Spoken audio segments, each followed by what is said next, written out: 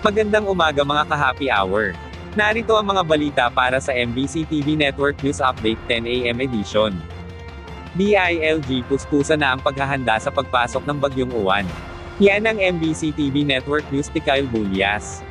Sa gitna ng isinasagawang relief operations at rehabilitation effort sa mga sinalanta ng Bagyong Tino sa Visayas, pinaghahandaan na rin ngayon ng iba't ibang ahensya ng pamahalaan ang isa pang bagyong nasa labas ng Philippine Area of Responsibility. Sabi ng Pag-asa, inaasahang lalakas pa ito hanggang sa Super Typhoon category bago ito pumasok ng bansa, kung saan tatawagin itong Bagyong Uwan na siyang ika-21 bagyong dadaan sa bansa ngayong taon.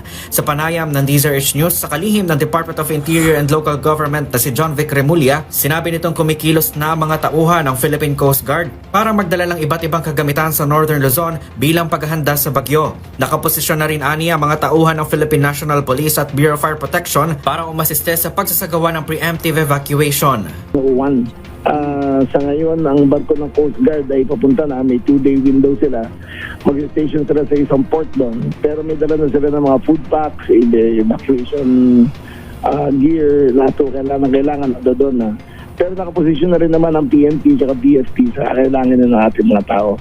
Pero ngayon pa lang, may preemptive response na rin na sinabihan na yung mga low-lying areas.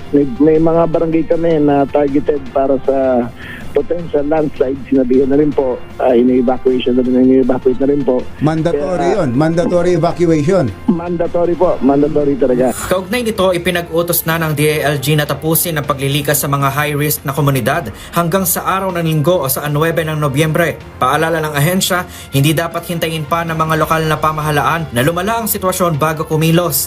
Kailangan naman maging handa ng mga LGU sa worst-case scenario. Dahil dito, pinatitiyak ng ahensya sa mga LGU ang maayos na evacuation centers, sapat na mga supply tulad ng pagkain at hygiene kits at kuryente.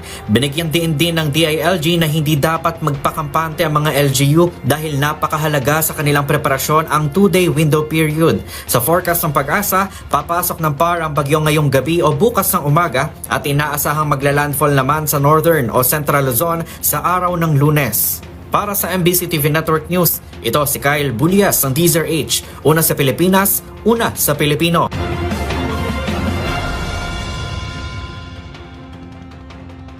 Samantala, paglilikas ng mga residente sa Calabarzon, nagpapatuloy. Tuloy-tuloy na ang preemptive evacuation na isinasagawa sa iba't ibang lugar sa Calabarzon dahil kay Bagyong Uwan. Sa ulat ng Office of Civil Defense, nasa 6,417 pamilya o 21,285 individual ang nailikas ng Regional Disaster Risk Reduction and Management Council Calabarzon sa 59 na local government unit sa rehiyon. Dahil sa isinasagawa ang preemptive evacuation sa mga bayan ng Mauban, Perez Real at Tagkawayan sa Quezon, Mendez, Tanza, at Ternate sa Cavite, Agoncillo at Calatagan sa Batangas, Angono sa Rizal, at Cabuyao sa Laguna. Sinisiguro ng OCD ang kaligtasan ng mga residente, lalo na sa high-risk areas na maaaring maapektuhan ng baha, storm surge, at pagguho ng lupa.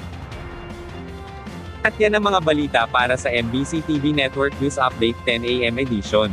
Abangan ang mga susunod na balitaan mamaya para sa 11 AM edition.